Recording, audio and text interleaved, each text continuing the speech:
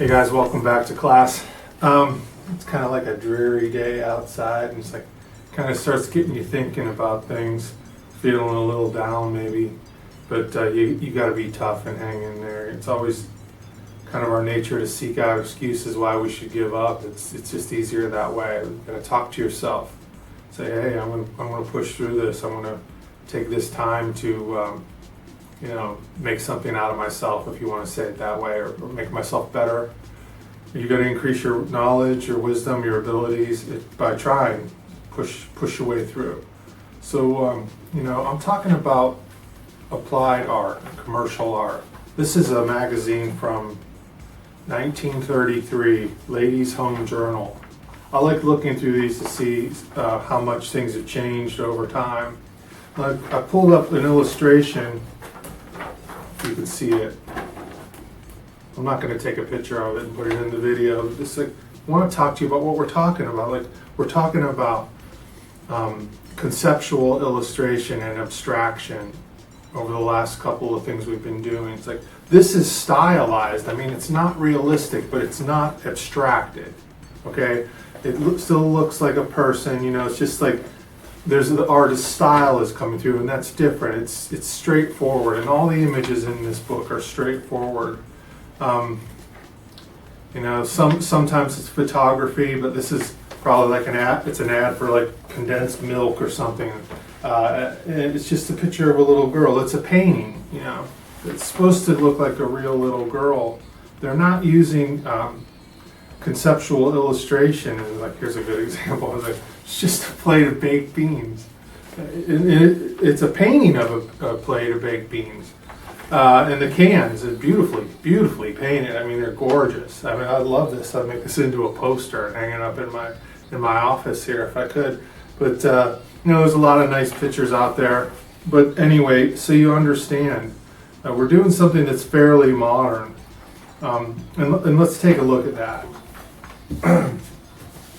I actually have some notes for this one because I don't want to forget anything. We've practiced so far, and if you've been hanging in there doing the work as you should, I'm proud of you. But I want this last piece. This is the masterpiece, so to speak, for class. This is supposed to be the best. The other stuff was a warm-up. Okay, so I did a picture. I couldn't resist on the first slide here of a shy apple. That's not what we're doing. We're not making a cartoon or a character or anything like that. But it's like I taught this lesson, and I'm like, I never even drew a shy apple. But it's the part where we drew the hammer, where I drew the hammer with that was feeling excluded from the group, or the romantic. It's like I'm trying to take some of these feelings and that a human would have and put them on an object. And this is just to help you learn conceptualization, okay, and abstraction. Like, you could have drawn it any way you wanted to. If you remember the abstractometer from Christoph Niemann, what's the right amount? Okay, and I really want you to be thinking about that for this too. And it has to do with your own personal style and how you want to do the illustration. There's a lot of ways, and you'll see in these examples. So the next slide, I have two images of the Mona Lisa. One is just a straightforward, the original Mona Lisa. It's a painting. It's fine art.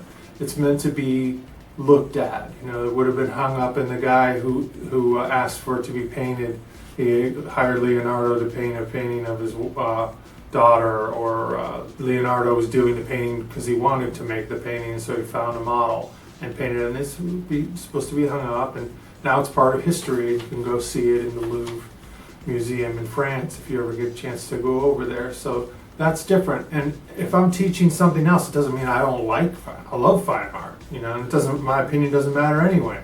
But this is just another category in art, commercial art, also known as applied art. So this is, you're sitting in, Vogue magazine in the office, and they say, okay, we're doing a story on this new makeup that's made out of lizard skin or whatever. We need an image for this. So your job is to come up with an image that's going to go along with the article. And if I talk about a magazine, I'm also talking about a web magazine or anything like that. You know, nowadays magazines aren't as popular as they were, but there's always a counterpart, whether it's a video with imagery and graphics, or a blog, whatever it is. It's always going to have imagery, because people will not sit there and just read text. It's too boring. So it's like reading the dictionary with no pictures in it versus reading, you know, if you pick up a magazine, as soon as you open it up, there's beautiful glossy images to bring you in and look and get your interest stirred up. This is our job. This is what we're doing right now.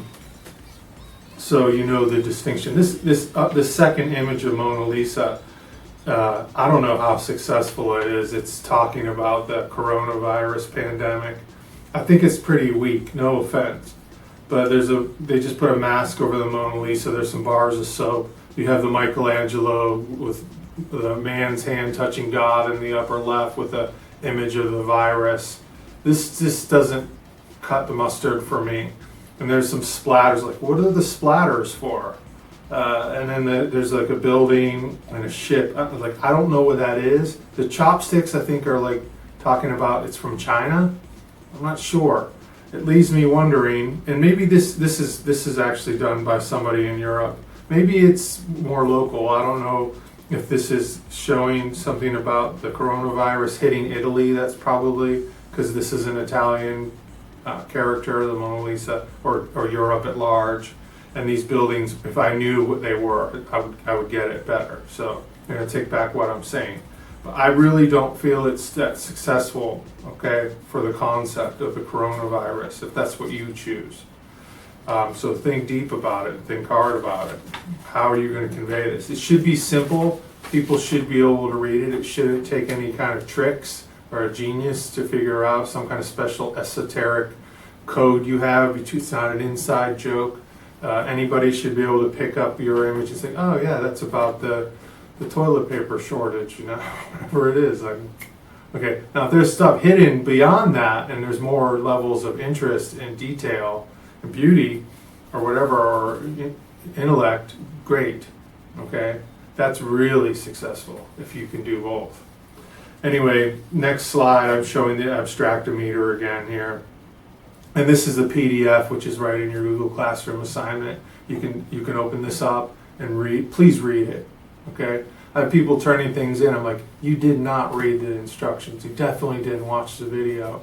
You definitely didn't take the time to read the instructions. Slow down, take the time, and read it. And that goes for all your classes. So the abstractometer is like, choose the level of abstraction you want to do. I say like a little more abstraction is like a little easier to do. It doesn't have to look very real. And let's look at some more examples on that later in this. So use a concept. You know, I'm not asking you if, like I said, if it's about toilet paper, it shouldn't be a picture of empty shelves where toilet paper used to be. You know, that's just straightforward. There's really no concept there. You know what I mean? If somebody is in the hospital and for the coronavirus and they wrap them up like a mummy in toilet paper because people think that toilet paper is going to be the cure to the coronavirus, that's more conceptual. Okay, you get it? Okay, let me keep moving on. Like I'll keep talking, but I want to be concise here. So what are we doing for this part 3 of the Shy Apple? Let's look at these pictures to help you understand better. So in the first picture, it's a silhouette of a family going across like a background of the American flag. The second one is a big donkey, which I think that represents the Democrat Party. I'm not sure if it's Republican or Democrat. I think it's Democrat. Maybe it's, I don't know, whatever, it doesn't matter to me. And the second one is like the famous symbol for like medicine. I forget what that's called. I'll look it up, but it's, you know, this has to do with like the Hippocratic Oath or something like this. It's right on the tip of my tongue, but I won't dwell on it. I'll look it up. Dang, it's gonna come to me in any second. Anyway, match the topic with the image. So like the first one says unrest infighting in the healthcare industry. Which one do you think is it? It's a political party with a hidden agenda. Okay, these are super easy, but notice there's like a topic that's being explored in the image, or shown in the image. There's a bigger topic. It's a big idea inside. It's tough to make it in America today. Which one is this? You could probably apply it to any of these, like in a vague way, but in a very direct and clean, clear, concise way. There's only one right answer. Make sure you get it. Okay. Next image here. This is an example of conceptual illustration, and it's kind of a mix between straightforward illustration, but there's a concept inside. Okay, this is by Bruce McCall. I'm not ashamed to say he's like one of my personal heroes. This is a guy I look up to. He's still alive. He's been doing these kinds of illustrations for decades, probably like about between 30 and 40 years of Bruce McCall's work, still coming out now. It's very funny. It's a treat to look at his work, and you should look up a lot of his images. They're great. They're beautifully painted, and he's such a smart guy. He even did he worked for Saturday Night Live as a sketch writer. That's how funny and clever. And he's just got like great ideas. Even in this New Yorker cover, if you read all the signs, it's like you could see what this is about, right? So it's a real estate agent, and she usually goes around showing apartments in New York City. They're very expensive. And in this case, she's showing a bum a cardboard box. Okay, so is he making fun of bums? Is he making fun of? Is this satirical about real estate? No, it's like talking about humanity. Like there's a problem here. There's all these vacant apartments. Beautiful high rises and everything, and this guy is living in a cardboard box. It makes people look at themselves, and it makes you feel introspective. If you're somebody buying one of these apartments, like, geez, I don't know. But there's always another side to the coin. It's like these things are not that simple, but it is thought-provoking. Like, I don't think he's making a position one way or the other, but I think he's drawing attention to it. Maybe he is. That's up to you to decide as the viewer. You're going to bring along your opinions to stuff like this. It's like you could say, well, why doesn't that guy get a job? And then the other person was like, well, maybe he has a mental health issue. He's like, this isn't what we're doing. It is part of it, though. But that's Bruce McCall. There's a picture on the left there of a great big car. It's so big, it's such a big gas guzzler, and then inside it's so huge. There's like a living room, there's like a bar in there. I can't see, this picture's so small on mine, but you can look at it. It's funny. I'll leave it to you to figure out what that one's about, so I don't have to make this video way too long for you. Let's look at another example. Okay, this is Christoph Hitz. He has his own business doing illustration. Okay, so he's like a freelancer. He has a company. It's probably just him, maybe another person, something like that. And they're doing this. This one was in Family Circle magazine. And what's this one about? Something that you might have in your own home right now. And it's probably an article about this. And then how much abstraction did he use? Like how realistic is it, or how much is just enough? I think this works. It's very much like a cartoon, that's all. But if he would have done just like a photo realistic image with like a Roomba and the carpet there and the picture, would that have had the same kind of impact? Probably not. This is like a little over the top, like robots doing everything. And it looks like R2-D2 in this case here. They're just cute, and they're all over the place, and he's really making the point by like exaggerating, like taking it over the top just a little bit, just enough. I wonder what you'll do. Let's look at the next example. This one shows by John Tomac. Now, what's the message here? I can see it right away, because I'm a teacher.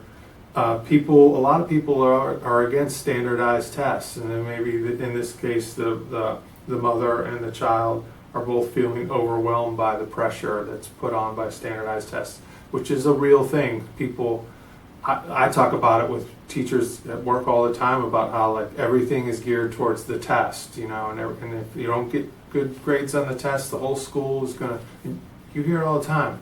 So this is saying all of that in this image, and then it's like, oh, I'm interested in standardized tests. I have an opinion on that. Let me read this article and see if there's any new information or if they agree or disagree with what I feel. A lot of people want to hear their own opinion repeated, okay? But you have to keep an open mind if you want to grow. Don't pigeonhole your thoughts. Consider everything, and then you make your decision. The next one, there's only a couple more. This is on the opinion pages. This is explicitly an example I chose to show. It's an editorial illustration. This is a story about people having gardens and they live in the city. When you look at this picture, it's telling, I don't even have to read the article. Of course I will, but I mean like, oh yeah, this is a guy coming home from work, and this is highly abstracted. You may want to go this route. He's peeling off, it's like Superman changing out of his suit, Clark Kent changing into a farmer, and it's kind of getting that feel too. So I believe he's doing this, the artist is probably thinking this a little bit, but he's just showing a guy coming home from work, he peels off his suit, and underneath is a farmer's outfit. Perfect. Okay. Great, that's all we need. There's not even a background or anything in that image. It's a couple little plants in the back of the stuff, like a painted in blue or sky or any of that stuff. Okay, it's just the image. That's fine. It's a terrific job by that guy. This next one, it's talking. This is like a full. This is part of a full page spread. Well, when you open up the magazine, the whole thing is a picture, and then the type is written on top of that, which is kind of opposite of what I just showed you. And it's talking about how hard it is when they research a new drug, how hard it is to get it to market. There's a lot of red tape and everything you have to go through. And in the meantime, it could be helping people, but it's not available. And this is something happening now. I believe it is. So what should you do to get this job done? I expect you to take a good bit of time to do this. I'll give you a few extra days, but you have plenty of time. Hopefully you've done the last two assignments and you know what's going on. If you're only looking at this and you haven't done the last two, go back and do the last two. I'm not giving you a lot of work to get you overwhelmed. I'm giving you enough that even if you drag your feet a little bit, as many people have, you can still get it all done. So go back, read, watch, do it, and then come to this, okay? So number one is choose a topic. I've provided a list here of just a few right off the top of my head, but please pick something that's important to you. You know, if you believe that saving baby birds is really important, or what the way animals are treated, like crime, drugs. Take a big idea, a big problem, and something that is widely known. Okay, it shouldn't be about how your mother. Meatloaf isn't very good, and she makes it every Thursday. Maybe you can find a way to do it, but you know what I mean? Something with a wide range of knowledge by people that will see. Number two, her meatloaf's probably great anyway. Do some research, so like go and look up images. Please don't copy anything, although the first time I learned about this, I really didn't get it until I looked at a lot of images that other people had done. I didn't know what it was. Okay, so you can look up conceptual illustration. You could look up, articles on, whatever, high crime areas in America, and you may find some of these images. I could think of pictures coming to mind just for that topic right now. Okay, so get your topic. Think of a concept. How could I show, crime? I would show maybe a burglar breaking into a safe, but the safe is like a building in the city. See what I'm saying? There's a concept right there. So the whole town, the whole city is under a high crime rate or something like that. I don't want to steal anybody's good ideas. So part 3 or step 3, follow the creative process. Don't just do the first thing you think of. I showed you how to do thumbnails. Last time we talked about doing a sketch. So do a lot of thumbnails. You only have one topic, pick a couple, start doing a sketch. You'll know right away. It's like, yeah, start another sketch. All right, this has something. Oh, let me move this over. Let me put this somewhere a little bit different, change, and then do a finish. I expect it to be done in color. Okay, I expect it to be done under the size specifications. I've provided a rubric for you. Okay, I'm spelling everything out to you, but please don't give it to me in black and white in a 4x4 size. Okay, I will not give you the points. Okay, I'll give you a little bit for doing something, but I'm not just automatically giving you the points. This, like I said, this is supposed to be a really well done job. Okay, this is the final on this unit. So take the time, do it right, do your best. I'm not going to sit there and say, oh, look at this, this isn't very good of a drawing. It's like, work at the top of your ability, the top of your ability. Okay, the thing is, if you work at the top of your ability, the top of your ability goes up. If you don't, it doesn't go anywhere. Okay, and you're not going anywhere. Okay, art wise. So that's the job.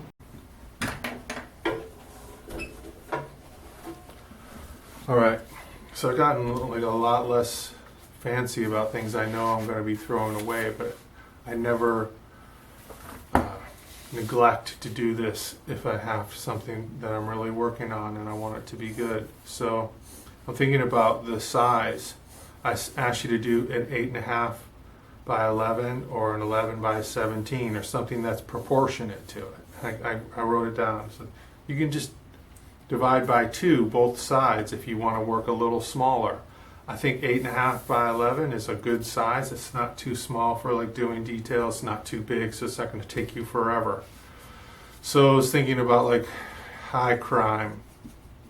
I think crime is down right now actually, but say if it was, I'm thinking like what's associated with crime? I think like burglars, robberies. I don't want to get anybody too upset, so I'm not going to do. I don't want to do like anything too heinous. So right now, being in high school, so I had that idea. I thought about like and this is as simple as I want to do. I'll do a guy. He's trying to break into a safe, but the safe is, a big building in the middle of Newcastle. Here's the skyline. And I'm using scale, it's like, I don't know, maybe it's got like the stethoscope, all the symbols that I need to let the viewer know that I'm talking about a burglar, a safe robber, okay, if this was true. I don't know, what else did I say, robberies.